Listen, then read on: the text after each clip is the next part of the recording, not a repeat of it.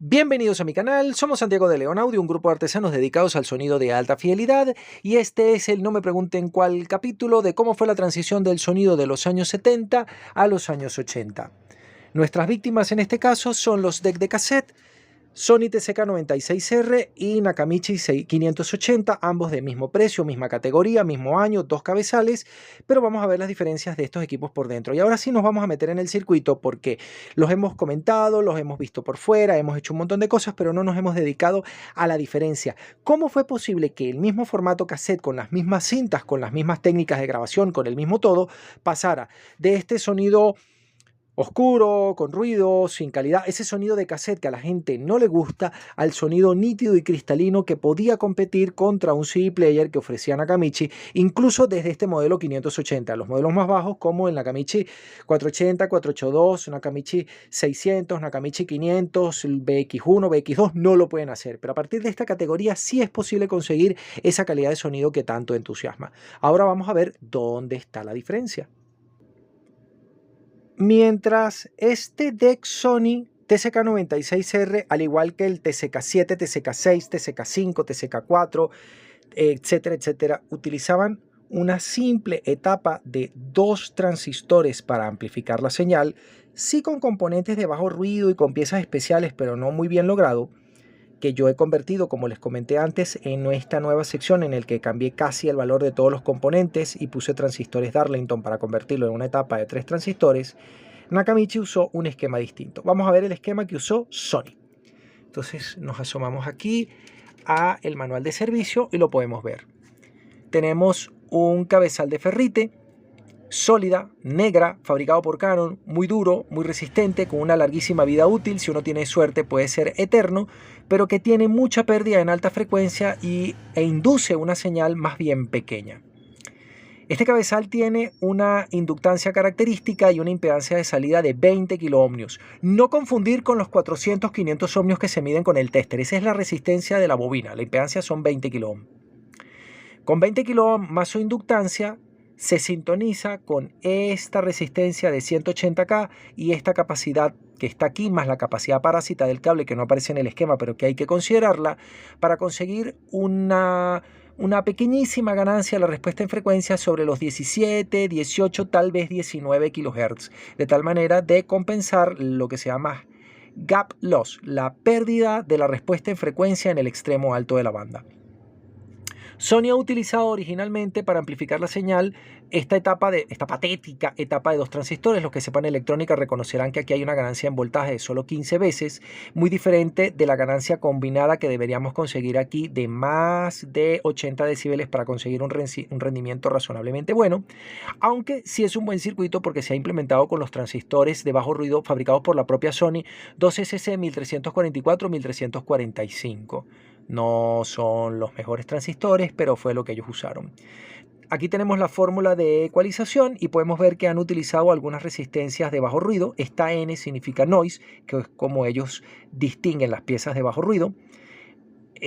Utilizaron piezas de bajo ruido para los colectores, para la red de retroalimentación positiva, que no sirve absolutamente para nada, y yo la quité, pero no, por ejemplo, para el resistor de ganancia en voltaje, no entiendo por qué. Y hay capacitores de bajo ruido a la entrada y a la salida. Aquí está el playback level y el resto del circuito que no vamos a ver ahora.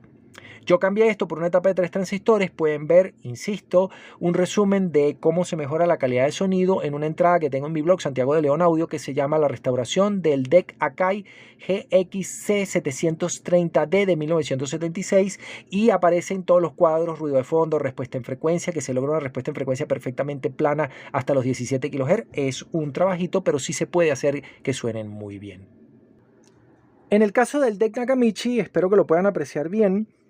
He elegido esta máquina en particular porque se puede ver todo el circuito de una manera muy sencilla. Este es un equipo que está diseñado para darle servicio. Hay muchas máquinas que tengo como el TEAC A640, TEAC A650, el Pioneer CTF8080, el 9191 que les mostré antes, o el CTF950, que tiene muchas tarjetas verticales, entonces es muy difícil ver el circuito. En cambio aquí se ve todo rápidamente y me permite hacer un trabajo mejor, tanto de la unidad de amplificación, que es esta tarjeta, como la unidad de control y fuente de alimentación, que es esta tarjeta. Vamos a centrarnos en la electrónica, pero no en todo, vamos a mencionar un punto. Ustedes recordarán de la serie Cómo configurar su sistema de sonido de alta fidelidad para que suene de la mejor manera posible, en la que yo hablé de que una de las cosas que influye en la calidad de sonido de un plato tocadiscos, aparte del cartucho, la aguja, el brazo, el cableado, la calibración, etcétera, es el phono stage. En este caso, estas máquinas tienen una unidad equivalente, análoga, que se llama head stage, la unidad que amplifica, el circuito que amplifica la señal que proviene del cabezal, que en el caso de los cassettes es aún más importante porque la señal que induce un cabezal es aún más pequeña, con lo cual la amplificación es más crítica. Quería hacer un comentario antes de hablar del circuito. Vamos a cambiar esto de posición para que lo puedan ver. En los circuitos que hemos visto antes han habido capacitores electrolíticos de diferentes colores porque provienen de diferentes fabricantes. Normalmente cuando son azules son Nichicon, cuando son negros son, cuando son azul clarito son Rubicon, cuando son marrones son Nippon Chemicon, cuando son negros son Nichicon, cuando son gris oscuro son Elna, etc. En este caso eso no pasa. En este caso los colores tienen que ver con otra cosa. Todos estos capacitores que ustedes están viendo, que los hay grises, que los hay azules y que los hay anaranjados, todos son Showwave. ¿Ok? Vamos a enfocarlos con sumo cuidado. Tengo tiempo. Vamos a ver. Todos son Showwave. Los azules, que son de uso general, y estos que son anaranjados. Vamos a ver cómo yo se los muestro. Ahí está. Todos son Showwave. Hay un señor que me dijo, que me discutió que no existían los capacitores de bajo ruido, que eso era un invento mío y que yo no sé de lo que estoy hablando. Todo el mundo, cada vez que yo les digo algo que les rompe su burbuja de cristal, yo no sé de lo que estoy hablando. Bueno, mire, aquí está la tarjeta para que la vean. O sea, una imagen dice más que 1000 palabras. Todos estos capacitores azules son de uso general. Incluso los de la fuente de alimentación son capacitores azules, todos Showwave de uso general. Pero donde hay paso de baja señal, se usaron estos capacitores anaranjados, que Sansui en su manual de servicio llama Brown, condensadores marrones. Estos capacitores especiales tienen un dieléctrico un poco mejor y tienen baja corriente de goteo, lo que viene a ser para audio bajo ruido. Y se usan, por supuesto, en la entrada de señal del head stage, se usan en la entrada del circuito de grabación, se usan en las unidades reductoras de ruido y se usan en la base de tiempo de la unidad de control, donde pues, la fuga del capacitor puede cambiarme la frecuencia de algo, entonces se usan este tipo de capacitores. Bien. Uno de los primeros cambios que podemos ver respecto de la máquina Sony es que ella estaba diseñada toda la unidad de audio, toda la unidad de amplificación con transistores, mientras que aquí ya vemos que se usan amplificadores operacionales y circuitos integrados especiales para las unidades reductoras de ruido. Esto es un circuito integrado, podemos ver el símbolo de la W de la corporación Dolby, de los laboratorios Dolby. Este es un procesador analógico de señal Micro A7300 PC. ¿Ok? Él tiene todo lo que tiene que ver con la unidad reductora de ruido. Muy interesante. Aquí está el filtro pasabajo de entrada que evita que se cuele interferencia de alta frecuencia para que la unidad pueda funcionar correctamente. Las bases de tiempo en este caso están hechas aún mejor con condensadores de poliéster metalizado y la ecualización Dolby se hace con estos resistores de Mylar de altísima calidad. O sea, Nakamichi siempre fue muy escrupuloso con utilizar componentes de alta calidad. Pero ahorita no vamos a hablar de todo eso porque me lo complicamos. Vamos a hablar solamente del head stage. Mientras Sony utilizó este esquema de porquería, Nakamichi usó un esquema mejor. Este pequeño circuito que está aquí es importantísimo porque pone la mitad de la calidad de sonido del equipo. La otra mitad, por supuesto, depende del cabezal. El cabezal que utiliza Nakamichi es un cabezal de hard permalloy de alto flujo, o lo que llaman high mu permalloy. Ellos lo llaman campo enfocado, focused field, no sé qué, y un circuito magnético de muy baja reluctancia y tal. La otra parte de la calidad de sonido que es visible, porque el cabezal está encerrado, no lo podemos ver, es este circuito. Ahora vamos a ver cómo es este circuito en el manual de servicio. Y el circuito lo tengo justamente acá. Veamos este circuito. En primer lugar, aquí está el acople de la señal del cabezal. El cable que trae la señal del cabezal tiene una capacitancia parásita que junto con esta resistencia de 100 kilo-ohmios están sintonizados a 23 kHz. No pusieron un condensador aquí, pero no significa que no esté, el condensador está. La señal se recibe con un transistor especial de bajo ruido, el 2SA970. Entonces, el primer secreto de Nakamichi, que después lo vamos a ver con todo detalle en una serie que vamos a llamar La magia de Nakamichi, es cómo es este asunto del cabezal y cómo funciona este preamplificador. Pero aquí lo vamos a resumir rápidamente para que ustedes vean el cambio de diseño de los 70 a los 80, porque después todos los fabricantes, incluyendo la propia Sony y después TEAC y todos los demás, utilizaron circuitos como este. Tengo un transistor de entrada de bajo ruido y el capacitor de entrada es de low noise. El capacitor de retroalimentación de 220 micros que acabamos de ver anaranjado es low noise. Las resistencias son low noise, casi todas, especialmente las de la ecualización. Aquí están las dos ecualizaciones de 70 y de 120 microsegundos. Y hay algo más. Esto es parte de la magia de Nakamichi. Vamos a comentar este asunto. Sucede que los cabezales, vamos a volver a prender la luz. Sucede que los cabezales, todos los cabezales, tienen una cosa que se llama gap loss, pérdida en alta frecuencia. Nakamichi decidió desde el original 1000 agregar este circuito que es un compensador del gap loss. Este compensador del gap loss es el equivalente en telefonía de un pupinizado. Es parte de la magia de Nakamichi. No me pondré exquisito a tratar de contarles qué hace. Se los voy a mostrar con un ecualizador a ver si nos podemos entender. Aquí estamos. Una cápsula fonomagnética, una cápsula fonocaptora, un plato tocadiscos, tiene una respuesta en frecuencia eléctrica y mecánica plana. Lo que pasa es que el disco se graba así, más o menos el disco se graba así. ¿Ok? El disco se graba con esta ecualización. Entonces, para reproducirlo y que la respuesta en frecuencia vuelva a ser plana, se reproduce así. ¿Ok? Ese circuitico que tiene unos condensadores y tal es un ecualizador. Entonces, el disco se graba de esta forma y se reproduce de esta forma. Cuando tú multiplicas esto por esto, lo sumas, la respuesta en frecuencia vuelve a ser plana. Bien, hay un problema con los cabezales. Vamos a hablar de este detalle que es interesante. Después vamos a explicar cómo y por qué, pero por lo pronto para que lo entiendan. Un cabezal no tiene una respuesta en frecuencia plana. Un cabezal tiene un defecto que es que al final de la banda se pierde una parte de la respuesta en frecuencia. A esta pérdida en particular se la llama gap loss. La solución de los fabricantes es dejarlo así. Por ejemplo, Sony lo deja así. Sony no tiene ningún circuito para compensar. Y entonces los DEC pues suenan oscuros. Nakamichi descubrió este problema, todos lo habían descubierto, pero Nakamichi consideró que este problema era importante y agrega un circuito que es como un minúsculo ecualizador que hace esto. Hace esto. Cuando tú multiplicas el comportamiento del cabezal por el comportamiento del compensador que hace esto, la respuesta en frecuencia vuelve a ser plana. Esto es gap loss y este es el compensador de gap loss. En mi caso, para lograr un sonido brillante de mi deck de cassette, en mi deck Sony, lo que hice fue que agregué partes de un circuito Nakamichi. O sea, yo no invento nada, simplemente me copio el que lo hace bien. Y este es mi compensador de gap loss. Ahora vamos al equipo Nakamichi. Este gap loss es el responsable de que los DEC Nakamichi no tengan pérdida en alta frecuencia y logren una respuesta en frecuencia más que razonablemente plana hasta el final de la banda. Esto es ajustable, esto es calibrable para conseguir justamente la respuesta en frecuencia plana, que es lo que nosotros queremos. Aquí en el esquemático, déjame apagar la luz, en el esquemático se ve así.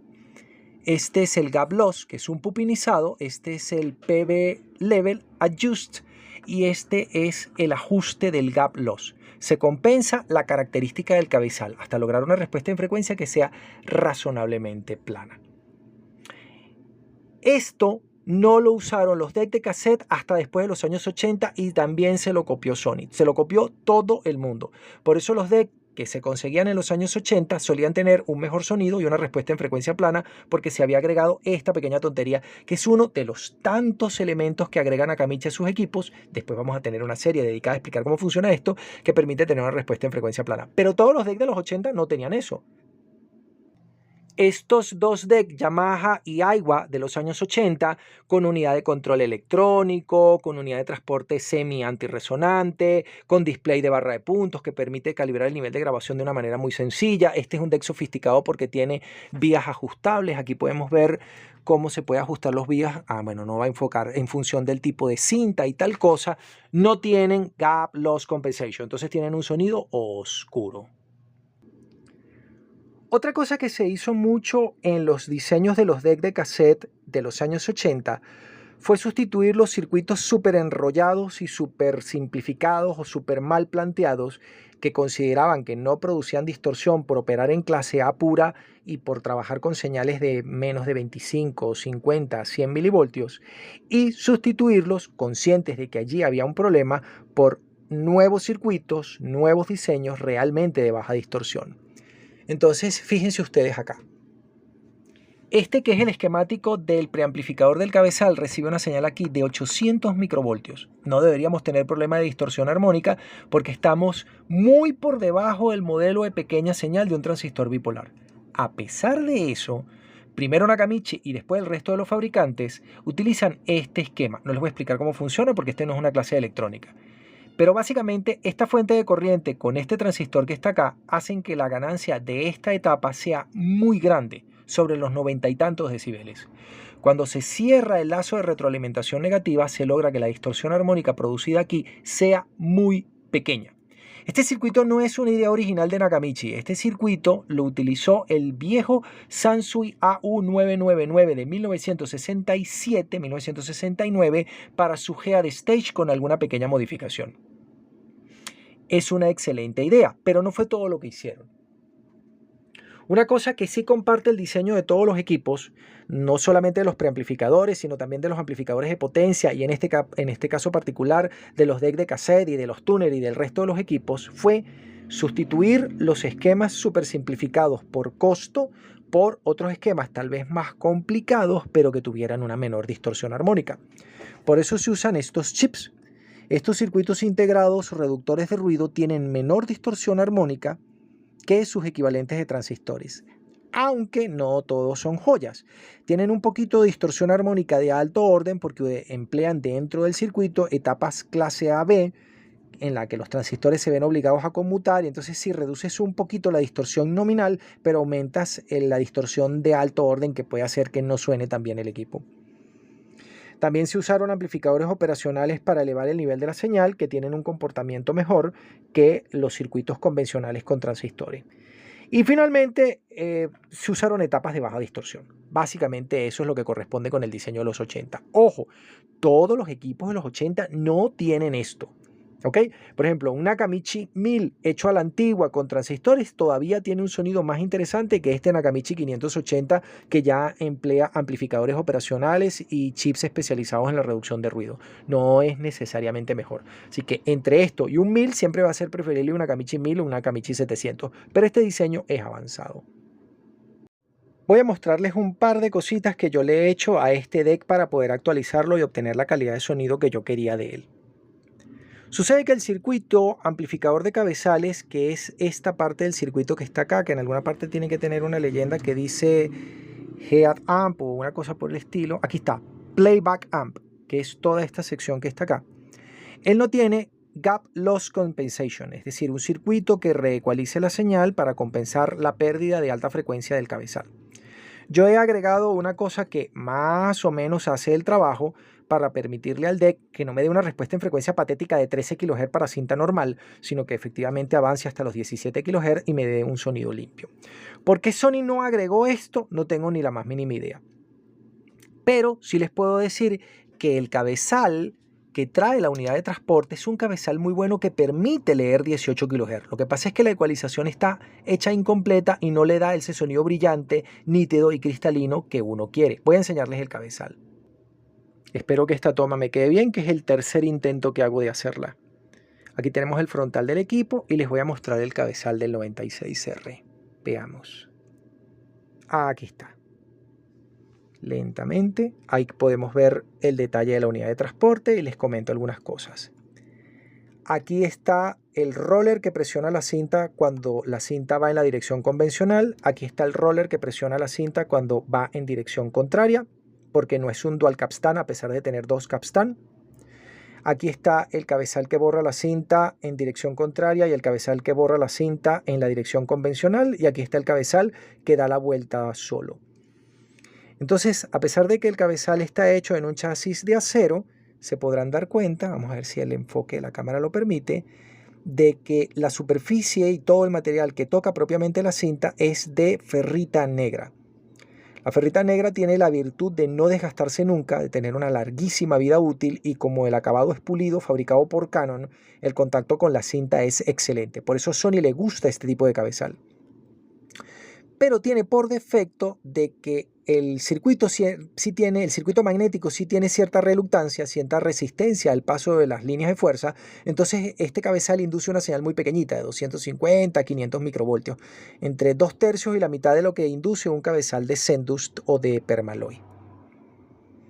Eso hace que el rendimiento del DEC sea un poco más pequeño y que requiera un circuito amplificador menor. Además de que el gap loss es importante, con lo cual la compensación de este, que TEAC sí la tiene, Sony no sé por qué no la usa. Otra cosa que he hecho para compensar el rendimiento de mi máquina es modificar el circuito que impulsa los Viewmeter. Aquí está el circuito que se llama Meter Amplifier, para que se parezca más al de Nakamichi, y les voy a contar por qué. Ya vamos a volver a ver la máquina de frente.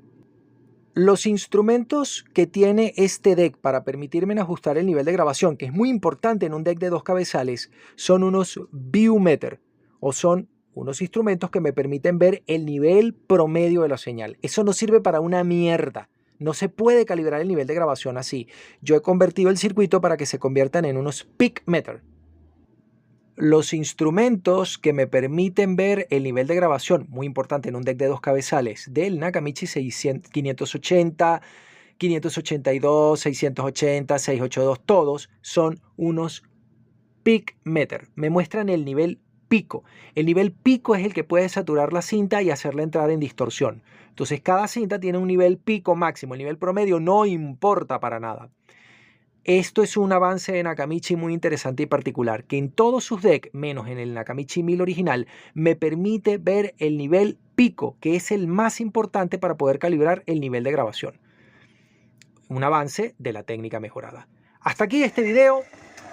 No vamos a seguir hablando de los decks de cassette porque habrá una serie especial que se llamará La magia de Nakamichi, en la que veremos el montón de cosas adicionales que han hecho para lograr que un deck de 2 cabezales por igual precio, igual tecnología, igual todo, tenga ese rendimiento tan simpático que les permite sonar como un CD player. No a todos, pero sí a la mayoría. Recuerden suscribirse a mi canal, compartir mi contenido y comprar el libro. Desde Santiago de León de Caracas, saludos y suerte.